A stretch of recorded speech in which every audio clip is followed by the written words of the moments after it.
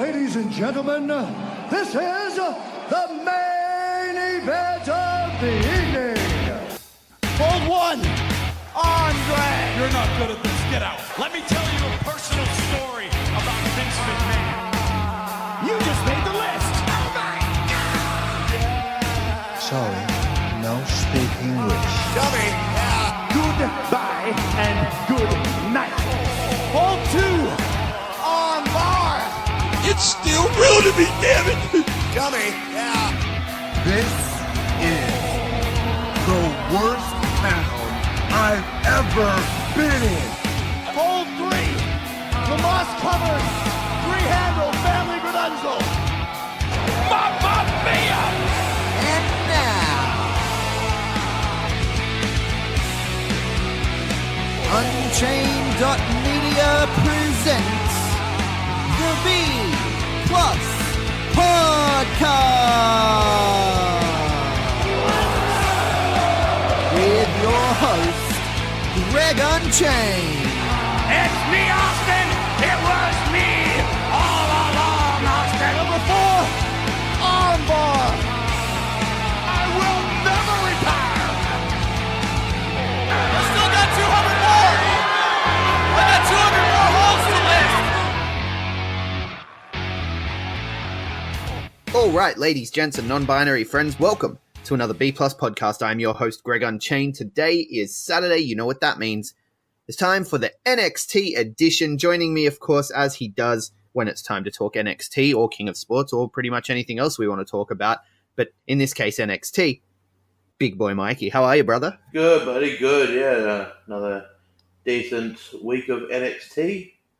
Yes, the yellow brand was good. Now we're done. That's it. All done. It was good. Thank you. I'm going to go watch PWA now because I just got the tweet notification that PWA is live with Fight for Black Metal has gone up on pwaplay.com. Cheap plug.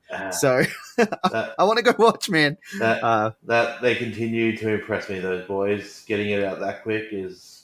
not even Rev Pro, a very official brand that's been around for many years and have had many stars like AJ and Shinsuke and all that. They can't get Well, it. hang on. They can get it because they did last week. They had a show come out 2 days after Yeah, true. But it was live. Like let's not act like they can never do it. But anyway, I get what you're saying. PWA are very impressive, but this isn't PWA cast. That was on. Did that happen? Did you guys do a PWA review cast? Yes. When did that come out? Tuesday. It's been a very blurry week for me because I've been moving houses for roommates and it's been a blurry week. So I'm starting to get settled again now, and I really, really, really want to sit down and watch some wrestling this afternoon. I've got PWA, then wrestling go on the agenda. The kids haven't napped, so they're going to be ready to go straight to bed once we finish recording this. So let's get it done, man. Easy. Let's record this show. Let's talk NXT UK to begin with. Tyler Bate kicks off the show in his first match against Gentleman Jack Gallagher for the brand. Great grappling matchup. Gallagher going for constant submission attempts, just attacking the leg. Then they do a huge rolling pin spot with Tyler Bate getting the win off a roll-up. What do you think of this one? Yeah, really good. I love this. It's just very old school. Two young guys who have that old school build to them. I just love it. I prefer Jack Gallagher on this brand. He belongs here. Well, that's racist. No, I'm just saying that I think he suits these opponents better. He's used to them. I mean, no, you got to sort of... I like having him on 205 Live with Drew Gulak and them having their whole, we're wrestlers, not flyers. I like that. I like that gimmick. It works for a cruiserweight show to have the guys that are like, we're different. They stand out. That's true. No, that's true. But yeah, I don't know. There's something about... But then again, with the NXT universe, which in some ways 205 is halfway between WWE and NXT universe. 205 is sort of straddling both worlds, yeah. And, they can do a month in NXT UK, a month at 205, whatever. So. Yeah, absolutely. And then we move on. We see Devlin attacking Travis Banks at the UK Performance Center. So we're getting some more story here with Devlin and Banks. these guys want to kill each other at this point, Yeah. and it's pretty exciting. It's one of the better built stories in the brand. I feel like UK aren't doing a great job necessarily with stories, but they're starting to try to pick that up a little bit more than they had in the previous tapings. Yeah, definitely. And I think Travis and Devlin are telling probably the best story on the NXT UK brand completely. So Yeah, including NXT America. oh no, sorry, in NXT UK, they're the best. They're the best story on NXT UK right now. Yeah, absolutely. Yeah. Absolutely. I can get behind that statement for sure. But we move on from there with a Nina Samuels promo video. I didn't really understand what was happening here, but I guess we all have tickets to the Nina Samuels show. Then an Eddie Dennis promo. Lots of promos on this episode. Eddie Dennis promo about losing to the bomber Dave Mastiff. And he says that it's nothing to him. Adversity motivates him. He was injured before he got signed. All these things. He goes through a bit of his story, which is nice. And says that adversity motivates him. So, losing to the Bomber's not going to stop him. Yeah, interesting. Yeah, I know you're a big Eddie Dennis fan. I am. I am. Whereas I'm more of going into that takeover. I was more a fan of the Bomber. We've seen more of Eddie Dennis than we have of Dave Mastiff since the pay-per-view. So yeah, to be fair, yeah, you have. But no, I love Eddie Dennis. I think he's a good version of Baron Corbin. that's actually a really good way to put it. I like Baron Corbin. Baron Corbin was better in NXT. Yeah, definitely. But who wasn't? Yeah, the Ascension was good in NXT. No, not that Rick Victor isn't good. Rick Victor is one of the best wrestlers I've ever watched wrestling. But yeah, anyway, but yeah, no, I love Eddie Dennis. I love Dave Mastiff even more. Just give me more Dave Mastiff. I don't care. Just more Mastiff. He's one of my favorite dudes. He's the modern Vader. Obviously not as successful, but he's a modern physical version of Vader. And he's the modern Vader that doesn't get booked in Japan or anywhere else except NXT UK. Okay, moving on. Cassius you know Ohno. what? Saying that, I don't want to be that New Japan fan because it's not the New Japan cast, but fuck, he would be one guy that I'd love to see in NXT, in New Japan. Oh, Dave Mastiff? Yeah. He'd look good as that monster Asian. I feel like he'd do better in All Japan. Ooh, but no, but I see what you say. Yeah. It would be nice to see him head over there, get a bit of King's Road going on. But no, Cassius Ohno and Walter. Hard-hitting matchup. Volta gets the win with a powerbomb. I don't know. I thought this was good, but not what I expected. I thought Ohno and Volta would really... They never got to that third gear. No, and these are two guys that have had... they faced that 16-character old tournament. They've been together, faced each other at Progress. I think that even if my research is correct, I think they did the Mania weekends. What's that thing called when they do the undercard thing? It's like even undercard NXT stuff at... I can't think of the name of it. You know how they do that weekend stuff at like Mania?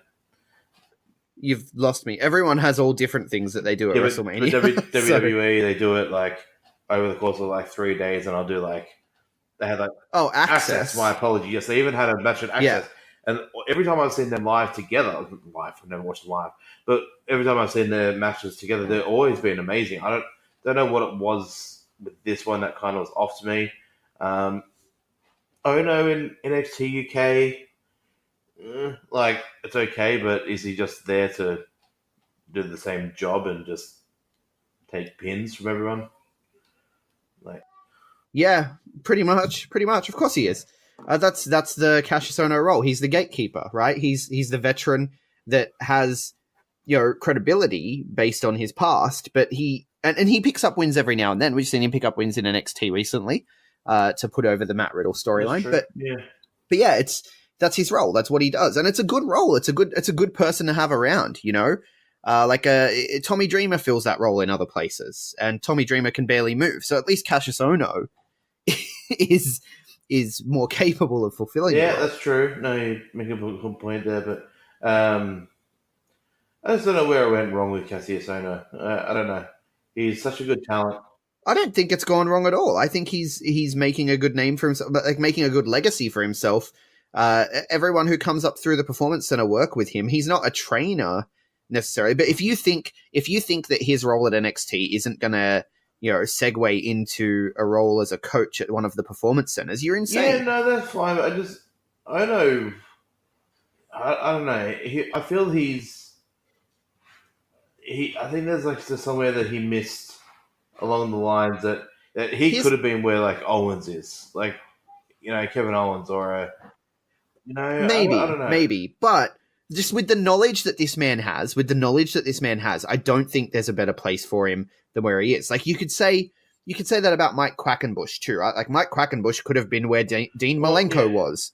Like, that's not really the best example, but where the way his mind works and the person he is, he ended up in the role that made sense for him, I think. And Cassius Ohno, like, here's what I see happening with Cassius Ohno. He recently pieced out of NXT, right? He was like, I'm going, guys. You're not going to see me again, right? Yeah, true.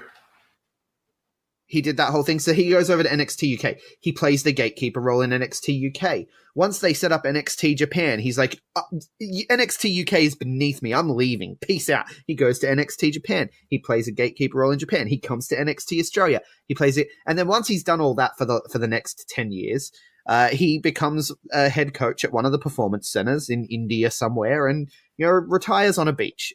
I think he's going to have a really good life. Yeah, I mean, he will end up being... I don't know. I wish we got a little bit more main roster with him, but I guess he'll be fine. Fair enough. Then we get an El Ligero promo, and El Ligero is not necessarily known for his promos, but he says that Joseph Connors lost because he's too obsessed with success, and he accepts Joseph Connors' challenge for a rematch next week. We then find out as well that Travis Banks and Jordan Devlin will be facing off next week in the first ever NXT UK street fight. So that one's going to be one to watch. I like that. Again, like, Ligero and Connors, as good as they are, sorry, I shouldn't say as good as they are, even their storyline is somewhat, like, they're probably a little bit further behind Devlin and Travis, but I like that they're building story. I mean, outside of maybe Tony and Rhea, like, I don't know, there's not much story. No, that's what I mean. They've been getting more into, giving us a reason for having these matches, which is good.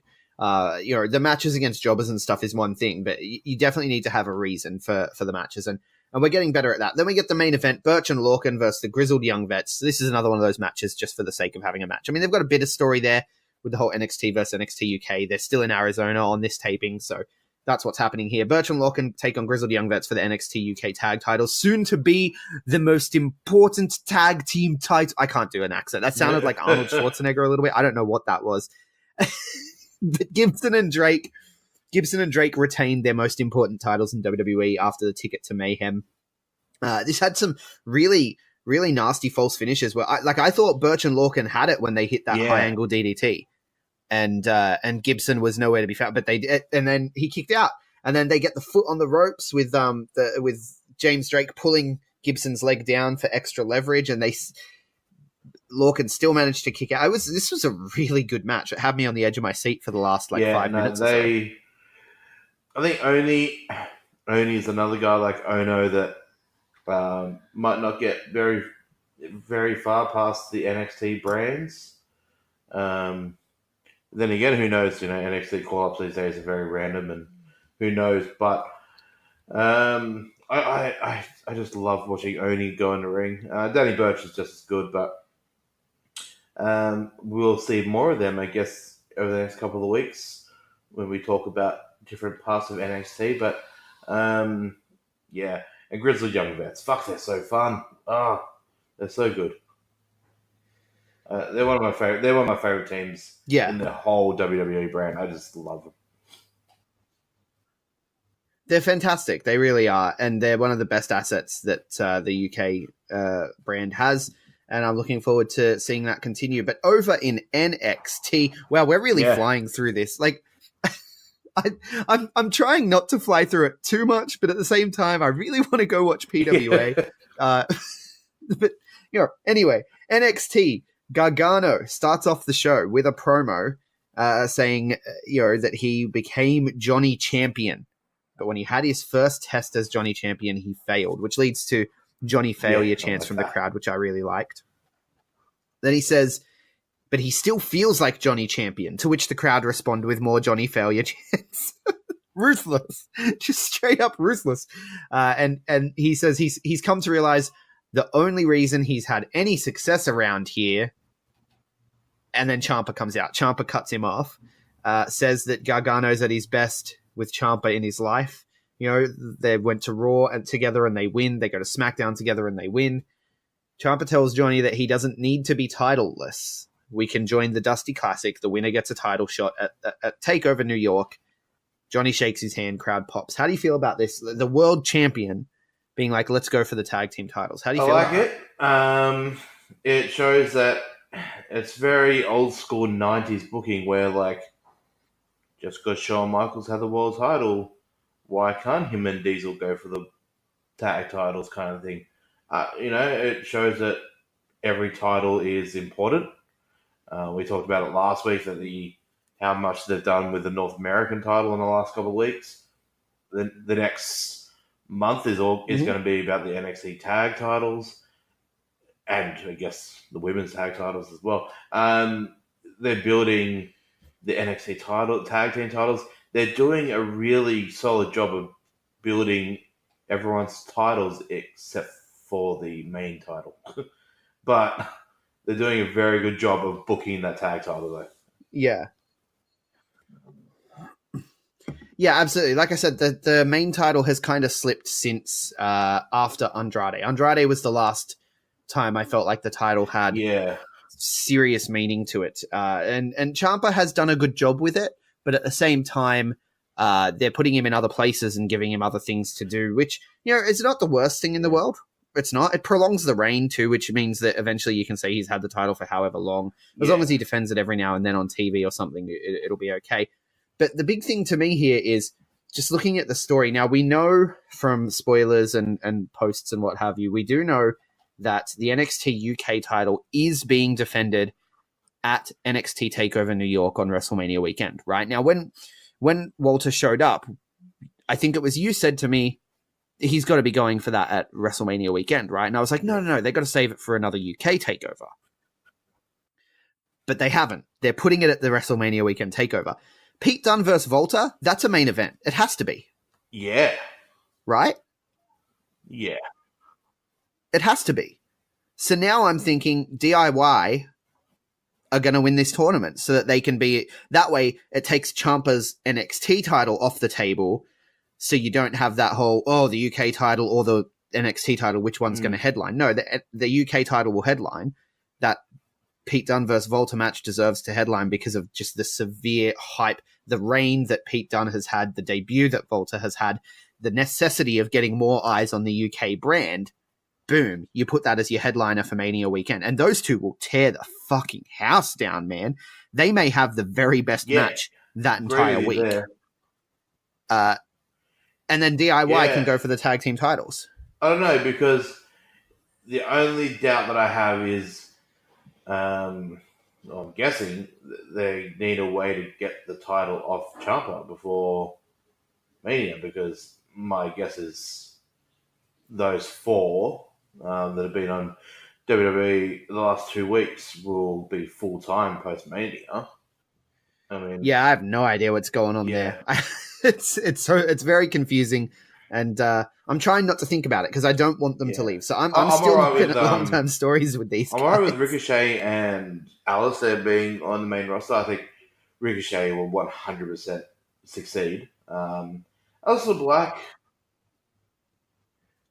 Do you think Aleister Black's going to get lost in the shuffle though? Because I think he will. Yes, I do. Yeah. But you're okay with that? You're like, it's okay. I'm okay with Aleister Black going and getting lost in the shuffle. No. I think Ricochet will do well. I'm okay with Aleister Black failing and leaving. No, Aleister Black's ceiling is Kevin Owens. Like he'll be Kevin Owens. Ricochet, on the other hand, will be Finn Balor.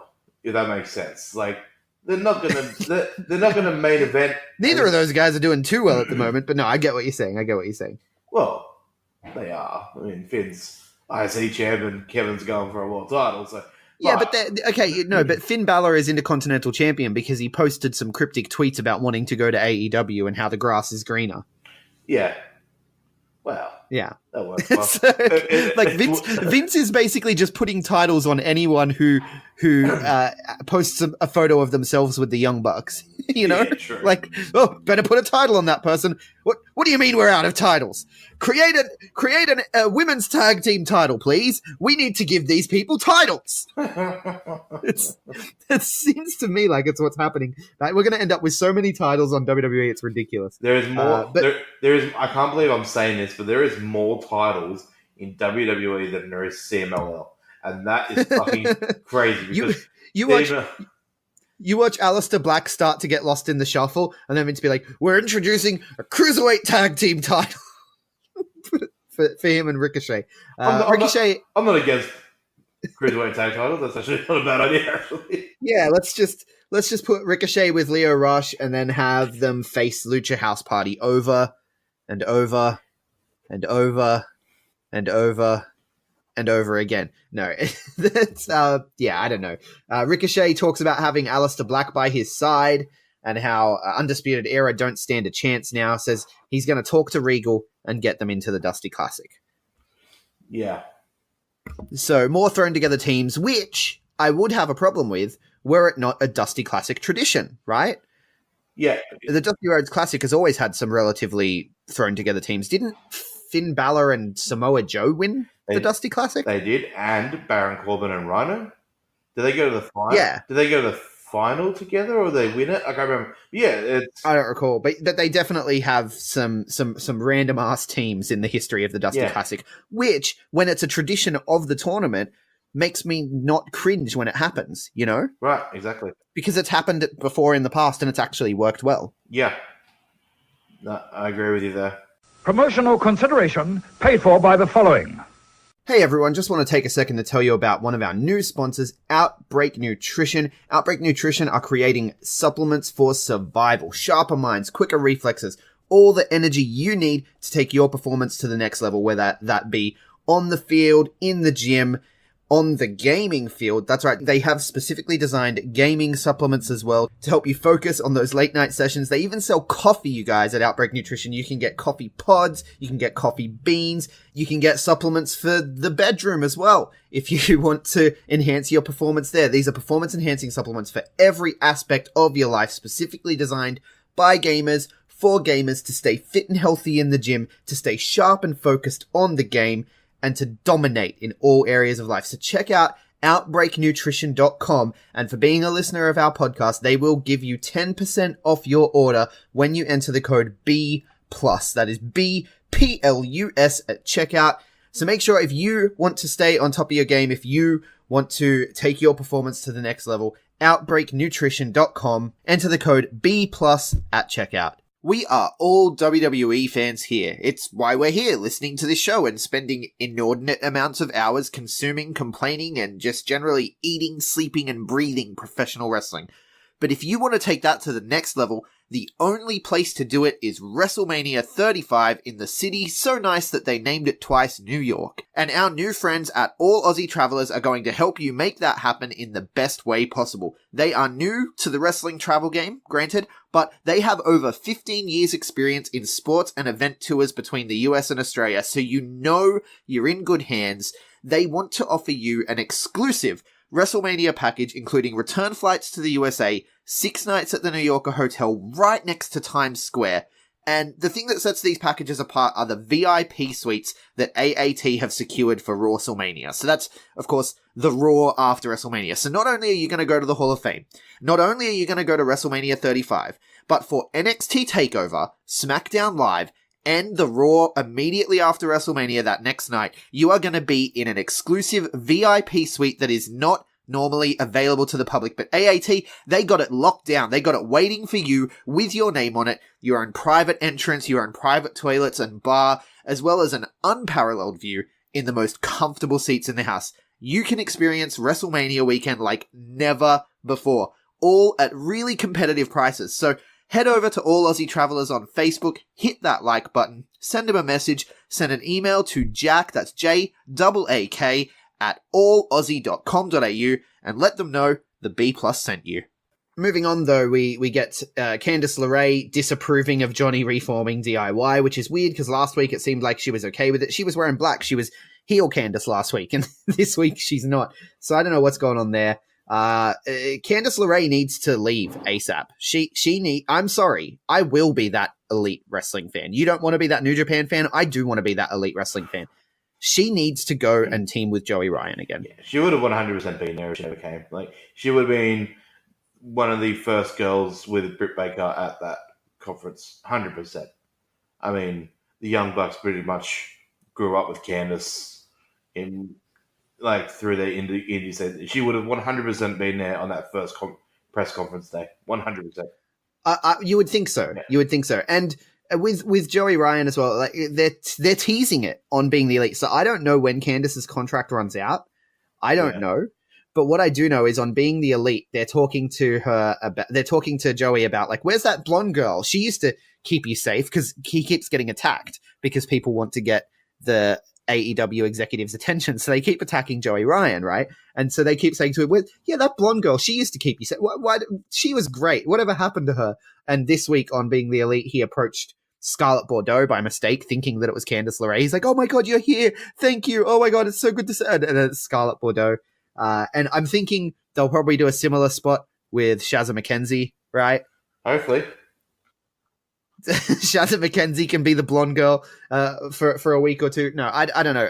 What I'm looking at, though, is Candice LeRae contract end, go team with Joey Ryan, and maybe that's where All Elite Wrestling will start to introduce intergender stuff, potentially. Yeah.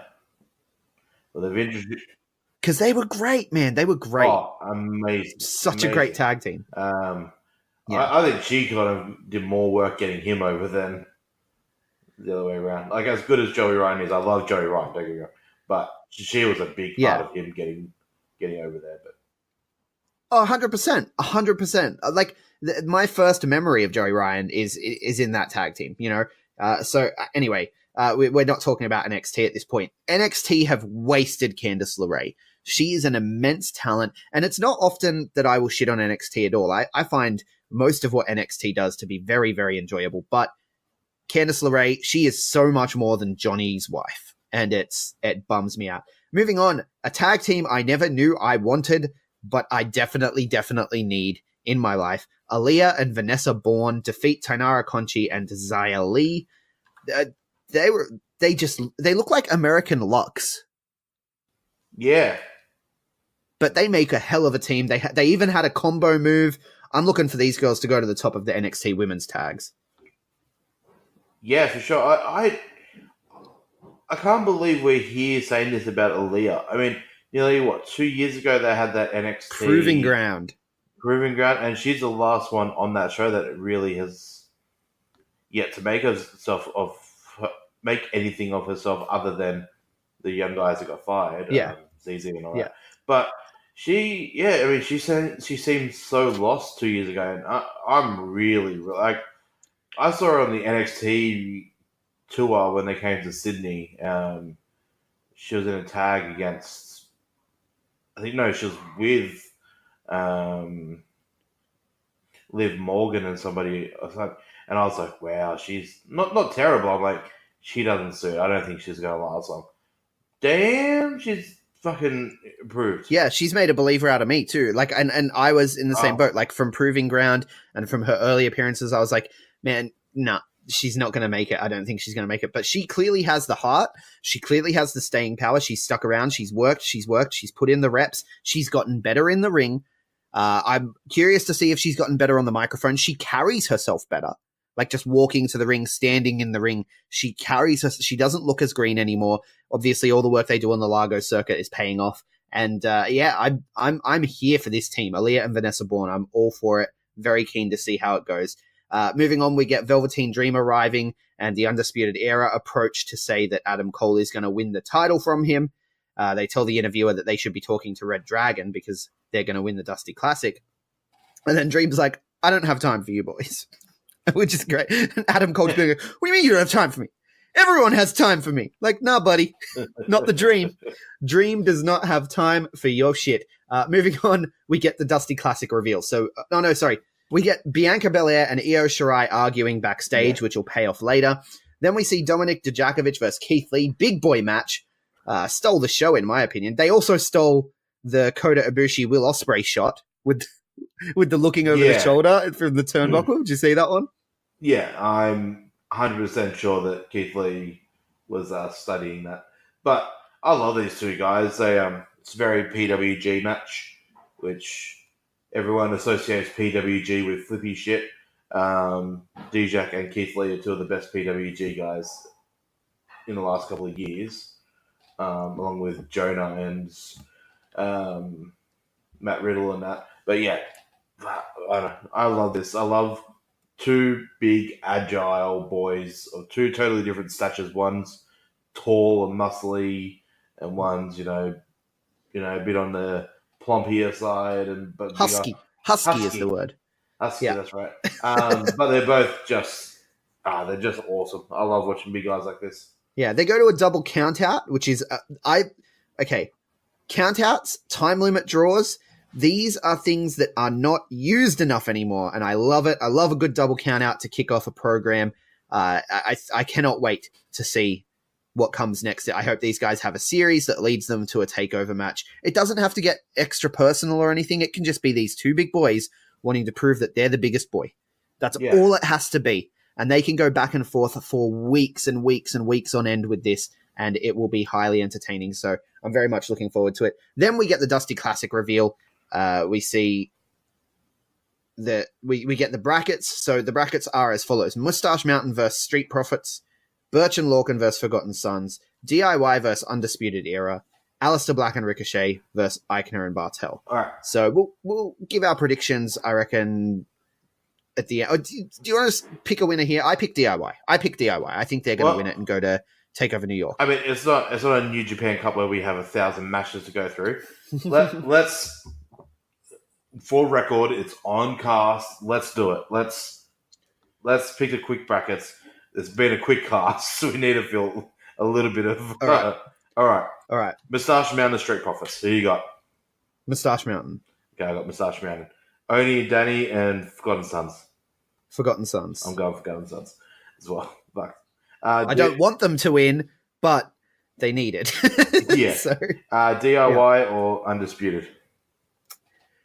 DIY. It's tricky, though. That's a tough one to call. I'm going to go with DIY. I feel like Red Dragon need it, but DIY. Yeah, I'm going to go with Undisputed Era just to have one opposite to you there. Because that could go either way, that. But Black and Ricochet or Fabian and Barthel? I say the European Union guys, Eichner and Bartel. I think that this is... Ricochet hands over his flippy-do crown to Fabian Eichner. And no, I think that Eichner and Bartel win that one. Okay, so I'll go Black and Ricochet. So you would have Moustache Mountain versus Forgotten Sons. Yeah. And I would have Forgotten Sons win. I would have DIY versus Eichner and Bartel. I would have DIY win, and then DIY go over Forgotten Sons in the final, making Forgotten Sons look like $1 billion. Okay, I like that. I'd have Moustache Mountain and Forgotten Sons. I'd also go Forgotten Sons. I would have Era versus Black and Ricochet. I go Black and Ricochet. Black and Ricochet versus Forgotten Sons, and Black and Ricochet go over. Yeah. See, that fits with the theme of random ass teams winning too. Yeah. So I'm okay with that. But I think that no matter what, if Forgotten Sons don't make the final on their side of the bracket, they're a failure as a team in my mind. And this is their chance. The Dusty Classic is their chance. They don't have to win it. They just have to perform well and show me that they have something, you know? Yeah. And I think the Dusty Classic is the place to do it. And I think that WWE will try to have them do it. Whether they will or not, that's going to be up to the boys, of course. But I think they make the final so that they get as much opportunity as possible to show that they can be a team we care about. Yeah, no, I agree with that. Yeah. If you want to, for me, having them go against DIY in the final, if you want to have them get injured, have one. I know that they're not baby faces, but if you have them working through injury as heels, as monster heels, working through some kind of injury, and so you can put over the whole, look at how tough these guys are, even though he's got a cracked rib or whatever, you can really put that over. I think that something like that will help people care about this team, because as far as I can tell, I'm not the only one that thinks these guys are useless. So moving on, we get a Regal tweet declaring that Belair and Shirai can have a number one contendership match to decide who will face for the title at TakeOver New York. Then we get Bayley and Sasha come out with the tag team titles. I was very emotional when I saw Izzy crying in the crowd, man. Izzy turns it. Not an Izzy fan? Not an Izzy fan. I'm not a hater, but I'm also not. How could you sound like a hater, man? I'm like, oh, I got emotional. You're like, like, that sounds like a hater to me. I'm not a hater. I'm just like, I don't know. I don't know. Not neither near here or nor there. Like, it wasn't really. It's like, oh, that's nice. Kind of. Fair enough. I'm a big fan of Bayley fan Izzy, and seeing her getting emotional because her hero is back and with the tag team titles that she's wanted since she was a little girl. I don't know. I loved it. And they say they're going to defend the titles everywhere, including right here in NXT for that Mick Foley cheek pop. Yeah. What do you think the chances are? Obviously, they'll defend it at Mania. What do you think the chances are of Bayley and Sasha not being on the Mania card at all and defending it at TakeOver? Being on TakeOver instead? I think it's highly likely. Yeah. I think that they will have a match with the Four Horsewomen at TakeOver Mania weekend.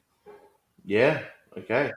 Yeah, and I think they'll get their WrestleMania paycheck for doing that match. Yeah.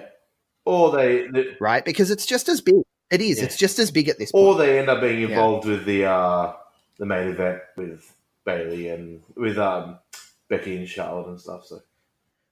Yeah, or even just in the Women's Battle Royal on the pre-show to get that pay. But yeah. Anyway, Mia Yim and Shayna Baszler have the main event on this one. I love how often the women main event NXT. It's just not even a thing anymore. Like, you don't even mention it. It's just Mia Yim and Shayna Baszler have the main event. Mia taps out to the Karafuda clutch. Good match. Mia looked competitive, which to me really raises her profile because she's still a little, she's, not the, I mean, Shayna Baszler's not even the most outstanding that they have. Like, I love Shayna Baszler. I'm a huge Shayna Baszler fan, but there are still times where you can see, okay, she's in NXT for a reason, right? Like, you wouldn't be throwing her out there to main event WrestleMania yet. No. Yet. But this was a really good match, and I thought it made Shayna Baszler look strong and really raised Mia's profile in the loss, which is always absolutely. Thing. Who do you think, Shirai or Marie Master Belair? I think Shirai. Yeah, Shirai wins, and Bianca Belair goes through a crisis of identity about being undefeated. Yeah. But I think it's going to be great. I'm really looking forward to TakeOver Mania. We've still got a few weeks to go, obviously, but I'm looking forward to seeing how we get there. Dusty Classic is always fun. But that's it for NXT this week, big boy. I'm going to go watch some PWA. Where can people find you on the Twitters? You can usually find me at a PWA show. Big boy Mikey, _Mikey 86 on both the Twitters and the Instagrams. I called this out on the New Japan cast about the New Japan brackets. Whoever's listening to this in the world, send me your Dusty tag brackets. I want to see who you guys think will win the tournament and how your brackets will turn out. Yeah. You can send those to us on Twitter, or you can send it to the B+ at unchained.media if you prefer email, if you're old school like me. I'm an old man. I prefer email sometimes. Twitter confuses me, but if you want to confuse me with all the @ mentions and RTs and what have you, I am at Greg Unchained on Twitter, at the Greg Unchained on Instagram. We collectively are the B+ Wrestle on Twitter because wrestling wouldn't fit. The B+ Wrestling everywhere else. Like, share, subscribe, 5-star review if you like what we do. And thank you so much for listening. Hold one! Arm drag! You're not doing this. Get out. Let me tell you a personal story about Vince McMahon. You just made the list! Sorry, no speak English. Dummy! Goodbye and good night! Hold two! Arm bar! This is the worst town I've ever been in. It's still real to me, damn it! Coming. Yeah. Hold 3. The moss covered.